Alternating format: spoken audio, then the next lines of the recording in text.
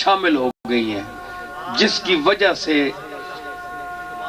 حق گوئی، میں یہ نہیں کہتا کہ میں بہت حق گو ہوں، لیکن کوشش کرتا ہوں کہ حق سچ کے قریب، زیادہ سے زیادہ قریب رہوں۔ تو مشائخ میں سے، علماء میں سے، علماء راسین میں سے ان عقیدوں کو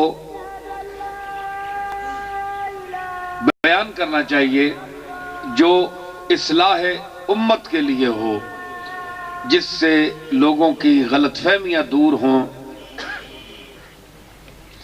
بعض مشائخ اس لیے نہیں بولتے، بھائی جناب ہمارا ایک سلسلہ چل رہا ہے، جو لوگوں کا حسن ظن ہم پر ہے وہ بدستور قائم رہے۔ تو اپنی دکان کون خراب کرتا ہے؟ مگر یہ دکان نہیں ہے، پیری مریدی دکان نہیں ہے، یہ معرفت کی دکان ہے، عرفان کی دکان ہے، یہ عام دکان نہیں ہے۔ یہ ہمارے اسلاف نے، جو بزرگوں نے یہ روحانی تربیت گاہیں بنائی تھی، وہ کس لیے بنائی؟ کہ لوگوں کے عقائد درست ہوں، وہ عقیدہ رکھیں جو ہمارے آقا اور مولا کا عقیدہ تھا، کملی والے کا عقیدہ تھا، صحابہ کرام کا، اہل بیت اعظام کا عقیدہ تھا۔ آج جب ہم نیچے آتے ہیں تو تفسیروں کی تفسیر در تفسیر، تاویلات، دور از کار تاویلات، اور علماء خیر، اچھے لوگ، اچھے علم والے، ان کا میں قدردان بھی ہوں، تعریف بھی کرتا ہوں۔ عام طور پر مجھے کہا جاتا ہے جی علماء کی توہین کرتے ہیں۔ کیوں میں توہین کروں؟ میں خود 2-4 لفظ پڑھا ہوا ہوں، میں ایک عالم گھرانے میں پیدا ہوا ہوں، میں نے کتابیں پڑھی ہیں۔ میں اگر عزت نہیں کروں گا تو اور کون کرے گا؟ اہل علم کی اگر میں عزت نہیں کروں گا تو اور کون کرے گا؟ آج کل تو یہ طبقہ مشائخ میں اور علماء میں تو بڑا فرق ہے۔ مشائخ جو ہیں وہ علماء کو کسی کھاتے میں نہیں لاتے، ایک ضرورت کے تحت ان کو ٹشو کی طرح استعمال کرتے ہیں۔ کہیں تعریف کرا دی، کہیں جملے بلوا دیے، غوث وقت اور قطب الاقطاب اور یہ وہ دور ازکار باتیں کرانے کے لیے ان کو استعمال کیا جاتا ہے۔ اور جب موقع آتا ہے تو یہ مشائخ پوچھتے ہی نہیں علماء کو، اپنے گھمنڈ میں، اپنے ذام میں پتہ نہیں کیا سمجھتے ہیں اپنے آپ کو۔ تو ہم لوگ کچھ بھی نہیں ہیں، ہماری عزت جو ہے وہ اللہ اور رسول کی شریعت کی وجہ سے ہے، اور اللہ کی وجہ سے، رسول کی وجہ سے، ہماری ذاتی کوئی حیثیت نہیں۔ تو میں کچھ سچی باتیں کرتا ہوں، لوگ سنتے بھی ہیں میری بات کو، اور کچھ جو ہیں سر دھنتے ہیں، اور کچھ میرے عیب چنتے ہیں۔ ہر آدمی، وہ ایک شاعر تھا، اس نے کہا، بڑی عجیب بات کی، دیکھیں نا، اب نوٹس میں نے شبیر کو 2 دن ہوئے کہا اتنا مجمع، کوئی مجھے سیاسی لیڈر بھی جمع کر کے دکھائے، اتنے مختصر سے نوٹس میں۔ کوئی پیر صاحب بھی پیر آتے ہیں یہاں بہت، لیکن یہ کیوں آئے ہیں؟ صرف یہ میرے ہاتھ چومنے کے لیے نہیں آئے، میرے مرید بھی یہاں نہیں ہیں، جتنے بیٹھے ہیں یہ سب مرید نہیں ہیں۔ کوئی خدا جانے کس کا مرید ہے، کوئی کہاں کا ہے، کوئی خود پیر ہے، کوئی خود کس سلسلے کا ہے، کوئی کسی کا سلسلہ ہی نہیں ہے، صرف مسلمان ہیں۔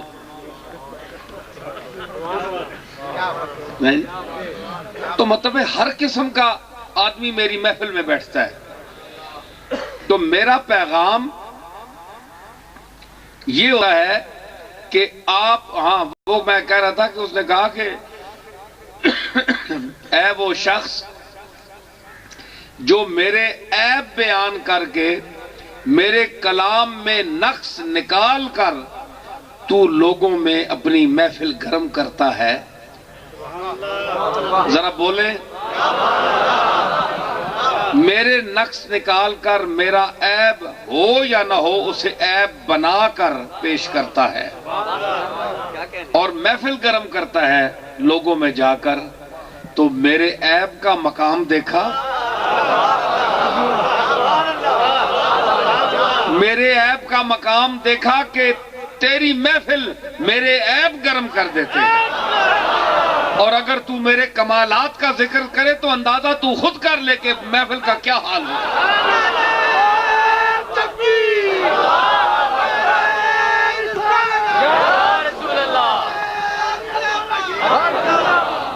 سمجھ آئی نا؟ تو جتنا آدمی چھوٹا ہوتا ہے, جتنا انسان اللہ کے سوا کسی بھی انسان سے ڈرتا ہے, اللہ کے بغیر اللہ کے علاوہ ڈرتا ہے, وہ بزدل ہوتا ہے, وہ شرک میں مبتلا ہوتا ہے. اور یہ فتویٰ میں نہیں دے رہا, یہ حضرت غوث پاک دے رہے ہیں جو پیروں کے پیر ہیں. وہ فرماتے ہیں کہ ڈرنا ہے تو اللہ سے ڈرو جو ڈرنے کے لائق ذات ہے, جو بخشنے کے لائق ذات ہے. اپنے جیسے انسانوں سے ڈر رہے ہو جو تمہیں نہ نفع دے سکتے ہیں نہ نقصان دے سکتے ہیں. اس کی اجازت کے بغیر کوئی پتہ بھی نہیں ہل سکتا. اگر کوئی نقصان دے گا تو وہ اس کی طرف سے سمجھو, وہ ادھر سے آئے گا نقصان. آج کل کلاشن کوفیں لوگ اٹھا کر چلتے ہیں, کیا ہے کہ ہمیں شاید یہ بچا لے. حضرت علی کا ارشاد وہ یاد نہیں کہ موت انسان کی خود حفاظت کرتی ہے کہ وقت سے پہلے نہ مر جائے.